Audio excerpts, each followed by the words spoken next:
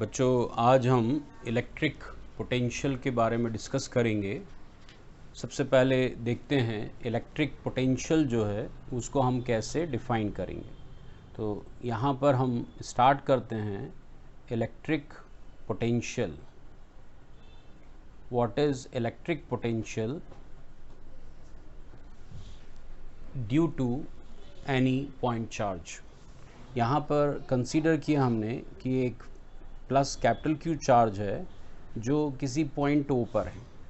हमें इस point charge से आर डिस्टेंस पर किसी पॉइंट पी पर इलेक्ट्रिक पोटेंशियल की वैल्यू फाइंड करनी है। अब आपको ये सोचना है कि इलेक्ट्रिक पोटेंशियल अभी हमें डिफ़ाइन नहीं किया, फिर इलेक्ट्रिक पोटेंशियल फाइंड कैसे करें। तो जो फाइंड करने की प्रोसीजर है उसी प्रोसीजर्स में डेफिनेशन छुपा हुआ है, हम उसको प्रॉपरली डिफ़ाइन करेंगे। सबसे पहले देखते हैं, यहाँ पर ये एक पॉइंट है जो प्लस कैपिटल क्यू की इलेक्ट्रिक फील्ड के बाहर है, और ये जो पॉइंट है यदि इलेक्ट्रिक फील्ड के बाहर है तो यहाँ पर यदि हमने एक टेस्ट पॉजिटिव चार्ज को कंसीडर किया तो ये है outside the electric field of plus capital Q charge. It means this point is situated eight infinite distance. ठीक है, तो ये प्लस क्यू की जो इलेक्ट्रिक फील्ड है उस इलेक्ट्रिक फील्ड के बाहर है ये पॉइंट, और इसलिए इसको हमने कहा कि ये पॉइंट जो है वो कहाँ पर है, वो पॉइंट जो है वो इनफाइनाइट डिस्टेंस पर। अब यदि हम इस प्लस कैपिटल क्यू की जो इलेक्ट्रिक फील्ड है उस इलेक्ट्रिक फील्ड के अंदर यदि इस टेस्ट चार्ज को लेकर आते हैं, तो जैसे ही हम अंदर लेकर आते हैं तो अब इस पर प्लस कैपिटल क्यू जो है वो एक रिपल्सिव फोर्स अप्लाई करता है, और इस फोर्स के अगेंस्ट यदि हम इस टेस्ट चार्ज को लेकर आएंगे तो डेफिनेट हमें कुछ ना कुछ वर्क करना होगा इस टेस्ट चार्ज को इन्फिनिटी से पॉइंट पी तक, मींस आर डिस्टेंस तक लेकर आने में। तो जो भी वर्क होगा वो वर्क डन की जो वैल्यू है वो हम फाइंड कर लेते हैं। तो if we are bringing a test charge from infinity to point P, then we are to do some work in bringing a charge from infinity to point P. We find work done in this process, and now we divide this work done by the test positive charge. Then we get a quantity. This quantity is called electric potential at point P. तो यदि हम infinity से इस point पर एक test charge को लेकर आएँ तो जो वर्क होगा उस वर्क डन को यदि टेस्ट चार्ज से डिवाइड कर दें तो क्वांटिटी मिलेगी पोटेंशियल। तो पोटेंशियल को हम डिफाइन कर सकते हैं, electric potential of any point charge at point P is defined as the ratio of work done in bringing a test charge from infinity to point P to the magnitude of that test charge. ये भी कह सकते हैं हम कि unit test charge को infinity से point P पर लाने में जो भी वर्क होगा वही उस पॉइंट पर पोटेंशियल होगा। ये पोटेंशियल हमने पॉइंट पी पर फाइंड कर लिया। ठीक है, अब यदि यहाँ पर हम कोई दूसरा पॉइंट कंसीडर करें, मान लेते हैं ये पॉइंट जो है वो है कैपिटल आर। ठीक है, तो अब यदि पॉइंट कैपिटल आर पर पोटेंशियल डिसाइड करना होगा तो डेफिनेशन क्या होगी, तो हम ये पी को रिप्लेस कर देते हैं आर से। तो इसका मतलब है potential at point R is defined as the ratio of work done in bringing a test charge from infinity to capital R to the magnitude of that test charge. Clear? तो ये दोनों potential अभी हमने find कर लिए। अब यहाँ पर हम ये नोट कर रहे हैं कि P पॉइंट पर जो पोटेंशियल है वो R पॉइंट के पोटेंशियल से ज़्यादा है। कारण क्या है, क्योंकि इन्फिनिटी से P पर लाने में जो वर्क है वो ज़्यादा होगा, इन्फिनिटी से R तक लाने में वर्क कम होगा। ठीक है, तो work done in bringing a test charge from infinity to P is more than work done in bringing a test positive charge Q0 from infinity to point R, and it means there is some potential difference between point P and point R. Clear? तो अब यदि P पर potential ज़्यादा है तो कितना ज़्यादा है, तो अभी हम पता करते हैं पोटेंशियल डिफरेंस को। तो Vp minus VR, this term gives the potential difference between two points P and R. Vp minus VR, Vp की वैल्यू है W infinity to P upon Q0 and W infinity to R upon Q0। ये Q0 LCM और work done minus work done work done minus work done will be work done. ठीक है, तो अभी हमने देखा इन्फिनिटी से P के वर्क में से इन्फिनिटी से R के वर्क को माइनस कर दें तो जो टर्म हमें मिल रही है वो वर्क डन है, और जो रिमेनिंग वर्क डन है वो है R टू P। ठीक है, तो यहाँ पर हमने लिखा work done in bringing a test charge from point R to point P। ठीक, तो यहाँ पर ये टर्म हम डिफाइन कर पा रहे हैं कि work done minus work done, this will be work done in bringing a charge from R to P upon test charge Q0, and this is the formula of potential difference, and this is the formula of electric potential। तो इन दोनों में basic difference क्या है, potential और potential difference में क्या difference है। तो यदि हमें पोटेंशियल फाइंड करना होगा तो टेस्ट चार्ज को हम लेकर आएंगे इन्फिनिटी से पॉइंट P पर, और यदि पोटेंशियल डिफरेंस फाइंड करना होगा तो हम टेस्ट चार्ज को लेकर आएंगे एक पॉइंट से दूसरे पॉइंट पर। तो we are defining the potential difference between P and R, and this is equal to the work done in bringing a unit test charge from one point to another point. तो एक point से दूसरे point पर हमें charge को ले जाना है, और जितना वर्क होगा वही उन दोनों पॉइंट के बीच का पोटेंशियल डिफरेंस होगा। क्लियर, तो ये दोनों डेफिनेशन हमें क्लियर हैं। अब हम ये डिसाइड करते हैं कि इनकी यूनिट क्या होगी। तो यदि इस फॉर्मूले को देखें हम, तो वर्क डन की यूनिट होती है जूल, चार्ज की यूनिट होती है कूलाम, तो इसका मतलब है पोटेंशियल की यूनिट होगी जूल पर कूलाम, और इसको और क्या कह सकते हैं, volt, means joule per coulomb, और volt is the unit of electric potential.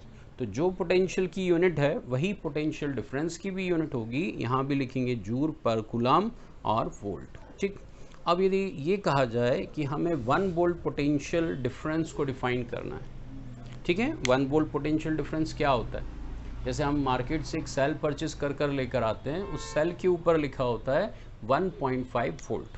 ठीक है, ये पता है हमें।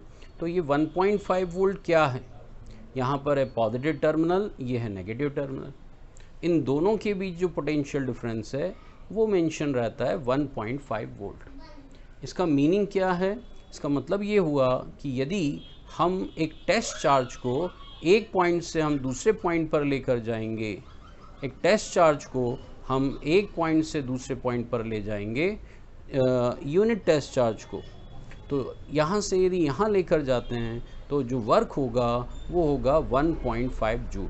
फिर से देख लें, यहाँ पर potential difference is 1.5 volt, it means potential difference is 1.5 volt, and this is equal to work done upon charge. तो चार्ज है यूनिट, वर्क डन की वैल्यू क्या होनी चाहिए, 1.5 जूल। ठीक है, तो एक कूलाम चार्ज को एक पॉइंट से दूसरे पॉइंट तक ले जाने में जो वर्क डन है वो है 1.5 जूल, और इसीलिए जो पोटेंशियल डिफरेंस मिलेगा वो भी क्या होगा, 1.5 वोल्ट होगा। ठीक है, तो इस तरीके से हम इलेक्ट्रिक पोटेंशियल को और इलेक्ट्रिक पोटेंशियल डिफरेंस को डिफाइन कर सकते हैं। अब ये देखते हैं कि इसका फिजिकल मीनिंग क्या है, ये हम डिसाइड करें। ठीक, तो अभी हमने ये नोट किया कि इलेक्ट्रिक पोटेंशियल और पोटेंशियल डिफरेंस का फिजिकल मीनिंग क्या है। ठीक है, तो एक कुछ पैरेलल एग्जांपल चेक करते हैं। जैसे अभी हमने देखा कि ये कंडक्टर हैं A और B, ये दो कंडक्टर हैं, और ये दोनों कंडक्टर थर्मल कंडक्टर हैं। ठीक है, अब यदि हम इन दोनों को कांटेक्ट में रखते हैं, ठीक है, इन दोनों को ज्वाइन कर देते हैं, और यदि आपसे पूछा जाए कि बताइए हीट का फ्लो कहाँ होगा, तो A and B are two thermal conductors, and the charge and the heat can flow between both on placing on when the two conductor are placed in contact। clear, तो यदि A और B को हम contact में रखेंगे तो heat का flow कहाँ होगा, तो हम ये नोट करते हैं कि अभी डिसाइड नहीं किया जा सकता है कि हीट का फ्लो किस डायरेक्शन में होगा। और यदि ये देखना है तो अभी हम क्या करते हैं, एक टर्म यहाँ पर डिफाइन कर रहे हैं, और वो है टेम्परेचर। तो temperature of A is 100 degree centigrade and temperature of B is 20 degree centigrade. And now we can decide the direction of flow of heat between A and B, and heat flows from A to B because the temperature of A is more than B. It means temperature or temperature difference is a physical quantity which decide the direction of flow of heat between the two conductors when they are placed in contact. Clearly, तो temperature और temperature difference heat के flow के direction को बताता है. इसी type से यदि हम एक और एग्जांपल लेते हैं कि ये कंटेनर हैं और इनमें लिक्विड फिल्ड है, तो अभी हमने ये नोट किया कि यदि ये कंडक्टर्स जो हैं इनमें सेम लिक्विड फिल्ड है लेकिन एक ही अंदर लिक्विड ज़्यादा है और बी में कम है. अब यदि इन दोनों कंडक्टर को हम कंटेनर को हम एक पाइप के थ्रू ज्वाइन कर दें तो ये डिसाइड करना है कि लिक्विड का फ्लो कहाँ होगा. ठीक है, तो अभी हम डिसाइड नहीं कर सकते हैं. ये डिसाइड किस बेस पर होगा? ये प्रेशर के बेस पर होगा, प्रेशर डिफरेंस के बेस पर होगा. तो प्रेशर डिफरेंस का फॉर्मूला होता है H. प्रेशर डिफरेंस के लिए हम फॉर्मूला लिखते हैं H रो G. इसमें से H को कहते हैं हम डेप्थ. तो यदि हम इस पॉइंट की डेप्थ देखें फ्री सरफेस से तो ये ज़्यादा है और इस पॉइंट की डेप्थ जो है वो कम है. तो इसका मतलब है कि यहाँ पर प्रेशर ज़्यादा होगा. ठीक है, तो कंटेनर बी में लिक्विड भले ही कम है, ए में लिक्विड ज़्यादा है, लेकिन इस पॉइंट पर प्रेशर ज़्यादा है, इस पॉइंट पर प्रेशर कम है और इसलिए हीट वाटर का फ्लो या लिक्विड का फ्लो होगा बी टू ए. क्लियर. तो अभी हमने यहाँ नोट किया कि heat flow does not depend on the amount of heat in both the conductors A and B. Heat का फ्लो हीट के अमाउंट पर डिपेंड नहीं करता, ये टेम्परेचर पर डिपेंड करता है. लिक्विड का फ्लो लिक्विड के अमाउंट पर डिपेंड नहीं करता, ये प्रेशर और प्रेशर डिफरेंस पर डिपेंड करता है. तो pressure difference decide the direction of flow of fluid. तो इसी टाइप से यदि हमारे पास में दो इलेक्ट्रिक कंडक्टर हैं, ठीक है, A and B are two electric conductors and the heat now they are placed in contact with a conducting wire. अब आपको ये डिसाइड करना है कि both the electric conductor are initially charged. आपको ये डिसाइड करना है कि चार्ज का फ्लो कहाँ होगा, A से B होगा या B से A होगा. तो आंसर है अभी हम डिसाइड नहीं कर सकते हैं. लेकिन यदि ये बता दिया जाए कि A का पोटेंशियल जो है वो है 100 वोल्ट और B का पोटेंशियल जो है वो है 20 volt, then charge flows from high potential to low potential. तो A से B की तरफ अब चार्ज का फ्लो होगा और ये फ्लो तब तक होगा जब तक उनके पोटेंशियल इक्वल ना हो जाएं. यहाँ पर लिक्विड का फ्लो तब तक होगा जब तक उनके प्रेशर इक्वल ना हो जाएं. यहाँ पर हीट का फ्लो तब तक होगा जब तक उनके टेम्परेचर इक्वल ना हो जाए. तो ये एक सिमेट्री है कि थर्मोडायनामिक्स में टेम्परेचर डिफरेंस, हम मैकेनिक्स के अंदर प्रेशर डिफरेंस और हम इलेक्ट्रिसिटी के अंदर पोटेंशियल डिफरेंस टर्म को हम डिस्कस कर रहे हैं. इन सब का फिजिकल मीनिंग एक जैसा ही है.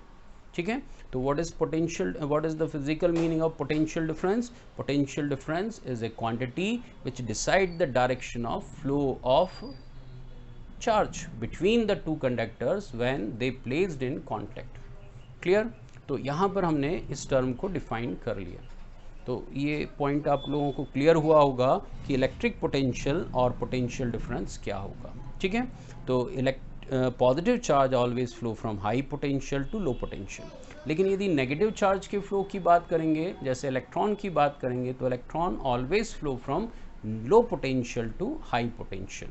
जैसे एक एग्जांपल देखिए हम यहाँ पर कि ये कंडक्टर है, यदि हमने इसको एक बैटरी से कनेक्ट कर दिया तो ये बैटरी का पॉजिटिव टर्मिनल है और ये बैटरी का नेगेटिव टर्मिनल. इसका मतलब ये पॉजिटिव पोटेंशियल पर है और ये negative potential, positive potential is more than negative, ये हो गया हाई पोटेंशियल, ये हो गया लो.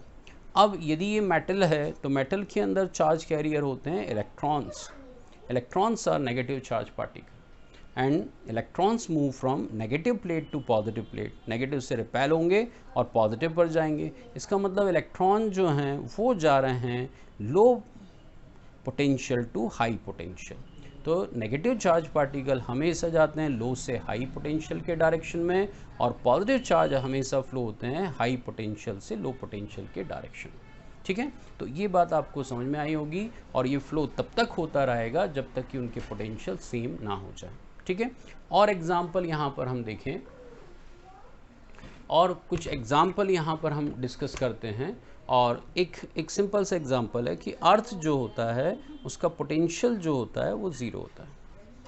ठीक है, और यदि एक कंडक्टर है, अब यदि हम उस कंडक्टर को एक कंडक्टिंग वायर के थ्रू अर्थ से कनेक्ट कर दें तो क्या होगा? तो डेफिनेट, यदि ये चार्ज कंडक्टर है, इस पर डेफिनेट पॉजिटिव पोटेंशियल है, तो चार्ज का फ्लो होगा हाई पोटेंशियल टू अर्थ। अब यदि ये अर्थ की जगह कोई और कंडक्टर होता जिसका पोटेंशियल ज़ीरो होता, तो फिर क्या होता? उस केस में यहाँ से चार्ज का फ्लो होता, और चार्ज फ्लो तब तक होता रहता जब तक कि पोटेंशियल सेम ना हो जाए। फॉर एग्जांपल 5 हो गए, एक कंडीशन है, केस है कि जिसमें हम कह सकते हैं कि इस पर 5 हो गया, इसमें 5 हो गया, अब पोटेंशियल इक्वल हो गया, चार्ज का फ्लो बंद हो जाएगा। लेकिन बात कर रहे हैं अर्थ की, तो अर्थ का केस क्या होगा वो देखें। तो charge flows from A to B, A से चार्ज कम हो रहा है, ए का पोटेंशियल कंटिन्यू डिक्रीज हो रहा है, ये हो गया 5। बी पर, अर्थ पर चार्ज आ रहा है, अर्थ पर चार्ज आ रहा है लेकिन अर्थ का पोटेंशियल इंक्रीज नहीं होगा। क्या रीज़न है? क्योंकि अर्थ का सरफेस जो है वो बहुत दूर तक फैला हुआ, उसको हम कितना भी चार्ज देंगे उसका पोटेंशियल जो है वो इंक्रीज नहीं होगा। ठीक है, तो अर्थ का पोटेंशियल ज़ीरो बना हुआ है। ये बिल्कुल वैसे ही है जैसे हम देखें कि यदि एक बकेट में यदि वाटर है, उसमें हम 1 गिलास पानी और डाल देते हैं तो उसका जो वाटर लेवल है वो कुछ ऊपर आ जाता है। ठीक है, लेकिन यदि सी में, समुद्र के अंदर 1 गिलास पानी डाल देंगे तो क्या उसका लेवल कुछ ऊपर आएगा? ठीक है, तो ये बात हमको समझ में आती है, क्योंकि उसका रीज़न है कि बकेट का वाटर, उसकी एक डेफिनेट बाउंड्री है, उसमें लेवल ऊपर आएगा। लेकिन सी जो है उसकी जो बाउंड्री है वो बहुत दूर तक फैली हुई है, वो उसका बाउंड्री नहीं पता है। तो वन गिलास वाटर यदि उसमें हम मिला देते हैं तो उसके लेवल पर कोई इफ़ेक्ट नहीं होता। तो यहाँ भी अर्थ सरफेस इनफाइनाइट तक फैला हुआ है, बहुत दूर तक है, उसको कितना भी चार्ज देंगे हम उसका पोटेंशियल इंक्रीज़ नहीं होगा। तो कंडक्टर ए का पोटेंशियल कम होते जा रहा है, फाइनली ए का कंडक्टर पोटेंशियल ज़ीरो हो गया और अर्थ का पोटेंशियल भी ज़ीरो, अब चार्ज का फ्लो बंद हो जाएगा। ठीक है, तो ये केसेस हमको ध्यान रखना है। अभी ये टर्म हमने डिफाइन कर ली, इलेक्ट्रिक पोटेंशियल क्या है, इलेक्ट्रिक पोटेंशियल जो है और पोटेंशियल डिफरेंस की डेफिनेशन फॉर्मूले डिसाइड कर लिए, उसकी यूनिट डिसाइड कर लिया और उसका फिज़िकल मीनिंग हमने डिसाइड कर लिया। ठीक है, अब एक टर्म यहाँ पर डिसाइड करें कि पोटेंशियल कैसी क्वांटिटी है, स्केलर और वेक्टर। तो पोटेंशियल और potential difference decide the direction of flow of charge between the two conductors when they placed in contact. तो डायरेक्शन डेफिनेट डिसाइड करेगा, but potential is a scalar quantity. ठीक है, तो potential जो है वो है वर्क डन अपॉन चार्ज। तो work is a scalar quantity, charge is a scalar quantity, and therefore potential और potential difference will be scalar quantity. Clear? तो यहाँ पर हम ये डिसाइड कर पा रहे हैं कि इलेक्ट्रिक पोटेंशियल एक स्केलर क्वांटिटी है। तो शायद ये आप सभी को क्लियर हो गया होगा कि इलेक्ट्रिक पोटेंशियल क्या है। ठीक है, चलिए बच्चों, अब हम देखते हैं expression of electric potential due to a point charge. एक पॉइंट चार्ज कितना पोटेंशियल बना सकता है, उसका एक्सप्रेशन क्या होगा, ये डिसाइड करें। तो क्या केस यहाँ पर है, ये है पॉइंट O और इस पर रखा हुआ है एक प्लस कैपिटल Q चार्ज। हमें क्या करना है, इस चार्ज से r डिस्टेंस पर एक पॉइंट है A, इस पॉइंट पर हमें इलेक्ट्रिक पोटेंशियल के लिए फॉर्मूला डिसाइड करना है। तो अब आपको पता है कि पोटेंशियल यदि हमें डिसाइड करना है तो हम क्या कर सकते हैं। तो डेफिनेशन हमें क्लियर है कि इलेक्ट्रिक पोटेंशियल का मीनिंग क्या है। तो potential at point A, this is defined as the work done in bringing a test charge from infinity to point A upon test charge Q0। ये हमें बेसिक पता है। तो इसका मतलब क्या है, यदि हमें पोटेंशियल निकालना है तो पहले हमें वर्क डन फाइंड करना होगा। और किस चीज़ का वर्क, हमें एक टेस्ट चार्ज को जो इलेक्ट्रिक फील्ड है प्लस कैपिटल Q की, इस इलेक्ट्रिक फील्ड के बाहर से इस टेस्ट चार्ज को हमें लेकर आना पड़ेगा, कहाँ पर, इस पॉइंट A पर। ठीक है, तो to find out the electric potential at point A, first we find the work done in bringing a test charge from infinity to point A। ठीक है, अब पूरा प्रोसीजर क्या है उसको हम शॉर्ट में डिस्कस करते हैं। कंप्लीट प्रोसेस क्या होनी चाहिए, तो देखो पोटेंशियल निकालना है तो वो है वर्क डन अपॉन चार्ज। तो पहले हम वर्क डन डिसाइड करें। वर्क डन यदि डिसाइड करना है तो पहले हम क्या करेंगे, इस पूरे पाथ को हम स्मॉल पीसेस में डिवाइड कर लेंगे। ठीक है, और फिर हम स्मॉल पीस में जो मूवमेंट बनाएंगे टेस्ट चार्ज का, for example we consider initially test charge is situated at this point and the distance of this point from plus capital Q is x। ठीक है, तो हमने मान लिया कि टेस्ट चार्ज जो है वो लाना तो हमें इन्फिनिटी से A पर है, लेकिन उसको कहाँ कंसीडर कर लिया, पहले हमने पॉइंट P पर। ठीक है, तो अब यदि हम इस पॉइंट P यानी x डिस्टेंस पर है, यदि इसका स्मॉल मूवमेंट करेंगे हम dx, तो वर्क कितना करना होगा, पहले ये फाइंड कर लेते हैं। तो जब स्मॉल वर्क डन dw हमें मिल जाएगा तो उस dw को हम इंटीग्रेट करेंगे तो टोटल वर्क मिलेगा। तो देखिए यहाँ से हम थोड़ा देखते हैं, रिक्वायरमेंट बेस पर हम स्टडी कर रहे हैं। To find out the potential we find work done in bringing a test charge from infinity to point A, and to find out the total work done we divide this path from infinity to A into small pieces, and now we find work done in bringing a test charge from point P to any other point situated at distance dx। तो यहाँ से बहुत थोड़ा सा displacement करो और उसका work dw को डिसाइड करो। अब dw का फॉर्मूला क्या होगा, force into displacement f dot dx। तो dw फाइंड करना है तो पहले हमें फोर्स फाइंड करना होगा।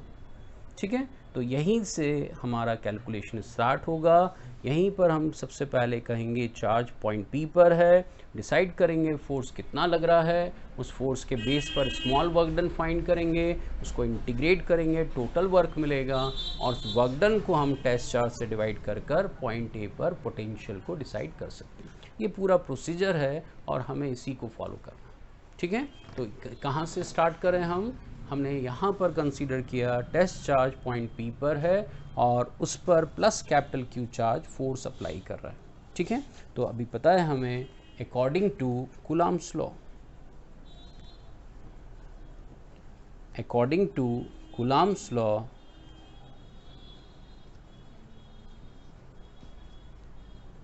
Force on the test charge Q0 by the plus capital Q charge, this will be 1 upon 4 pi epsilon 0 k। Q1 means capital Q, Q2 means Q0 upon distance square between the two charges, and this will be x square। Here k is called dielectric constant of the medium placed between the two charges। Here we consider some dielectric material is filled between the two charges। ठीक, और यदि यहाँ पर air होगा तो फिर k को हम 1 से रिप्लेस कर सकते हैं। ठीक है, तो ये तो फोर्स का मैग्नीट्यूड हो गया। अब फोर्स का डायरेक्शन कहाँ होगा।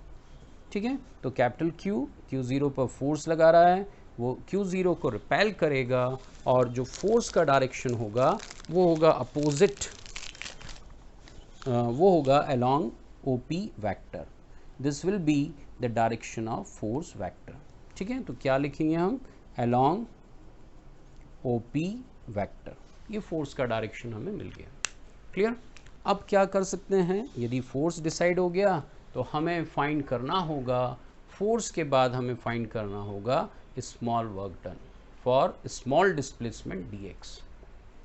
तो इस टेस्ट चार्ज को हम क्या कर रहे हैं, इस पॉइंट P से स्मॉल डिस्प्लेसमेंट dx करा रहे हैं अगेंस्ट द रिपल्सिव फोर्स। ठीक है, जो रिपल्सिव फोर्स लग रहा है उसके अपोजिट स्मॉल डिस्प्लेसमेंट dx। तो अब स्मॉल वर्क डन कितना होगा, तो work done for small displacement this will be F vector dot d x vector, ठीक है। This is definition of work done, d W is equal to F dot d x, and now this will be F dx cos theta. Here theta is 180 degree. What is theta? Theta is the angle between force and displacement vector. Force act along OP vector and displacement in opposite to OP vector, ठीक है। तो ये जो displacement dx है ये force के opposite है, इसलिए angle कितना हो गया 180। तो dw की वैल्यू हमें मिलेगी माइनस एफ dx, ये हमने dw को डिसाइड कर लिया। तो this is force vector and this is displacement, sorry this is small work done dw। तो ये dw अभी हमने कैलकुलेट कर लिया। अब आगे का प्रोसीजर क्या होगा, dw यदि डिसाइड हो गया है तो इसको हम इंटीग्रेट करेंगे तो हमें टोटल वर्क डन की वैल्यू मिल जाएगी, ठीक है। तो now we find the work done in bringing a test charge from infinity to point A, and the total work done can be obtained by integrating small work done dw, ठीक है। तो इस पूरे डेरिवेशन की कुछ steps हैं जो हमने पहले डिस्कस की हैं और उन्हीं स्टेप्स को हम कंटिन्यू करते जा रहे हैं।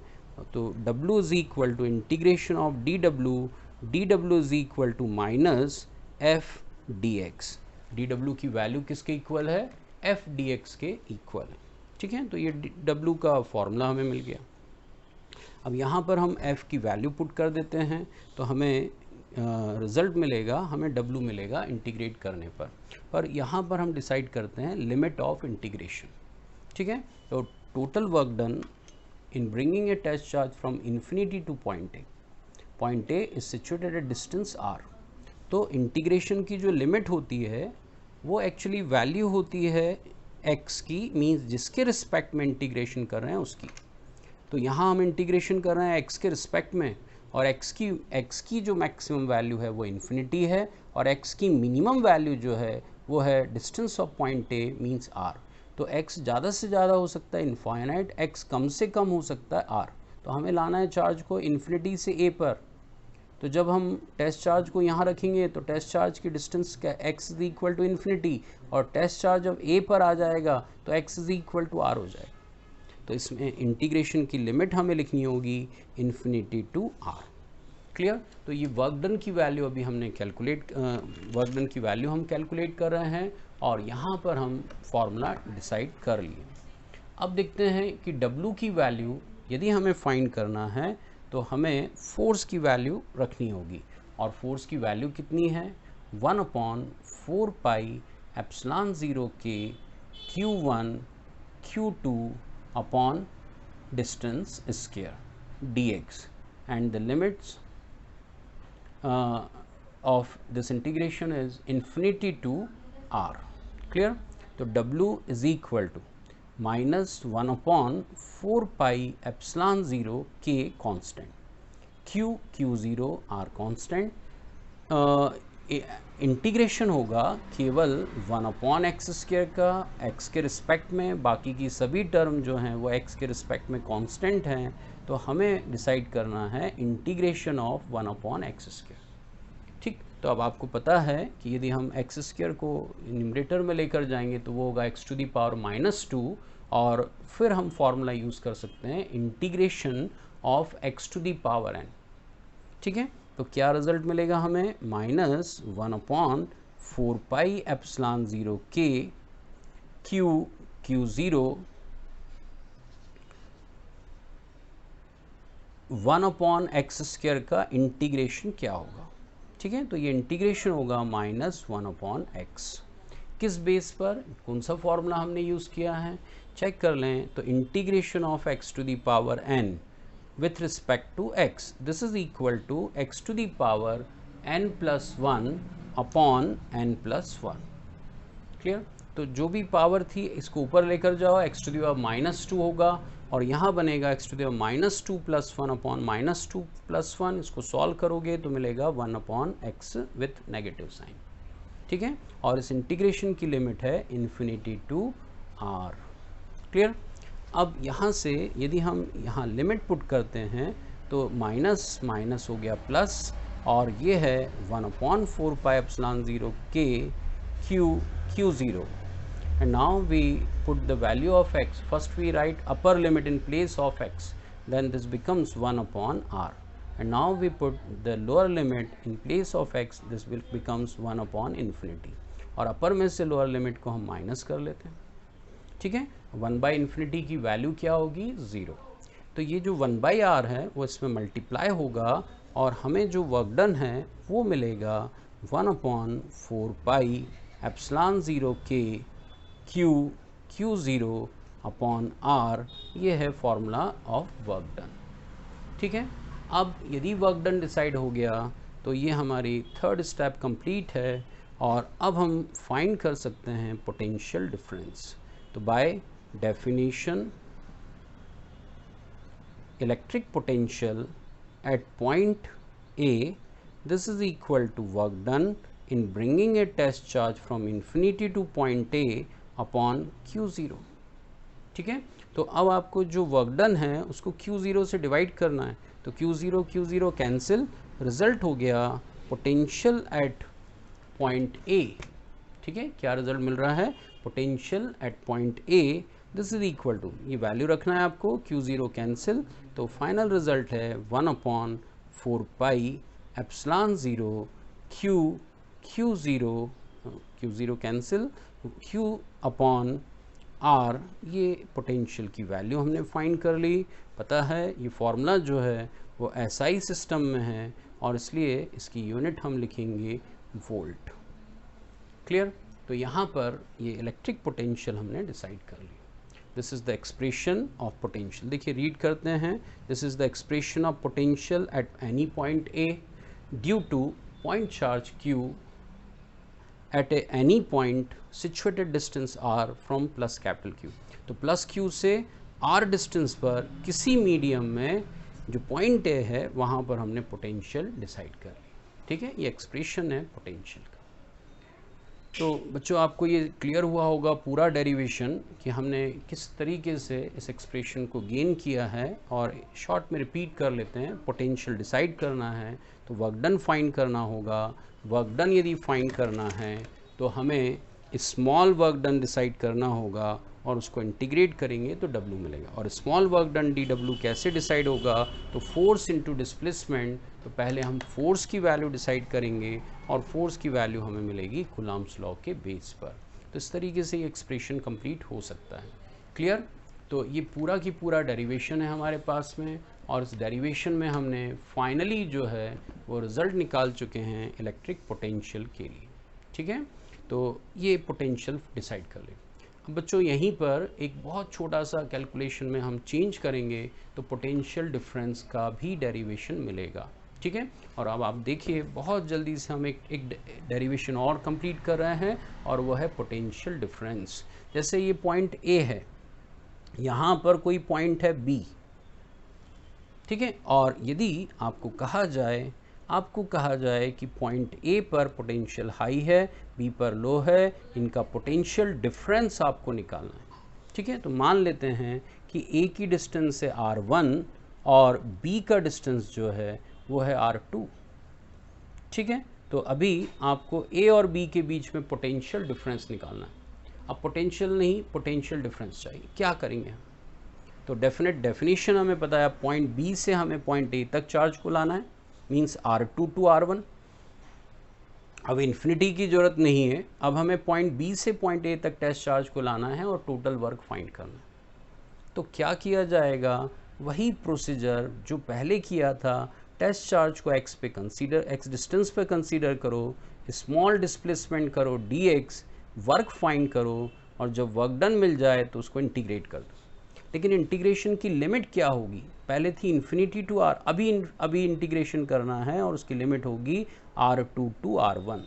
तो इस पूरे डेरिवेशन में हमें केवल लिमिट चेंज करना है पोटेंशियल डिफरेंस के लिए, ठीक है। तो बस लिमिट चेंज कर देते हैं, जहाँ भी हमने इन्फिनिटी टू R लिखा हुआ है उसको कर देते हैं R2 टू R1, ठीक है।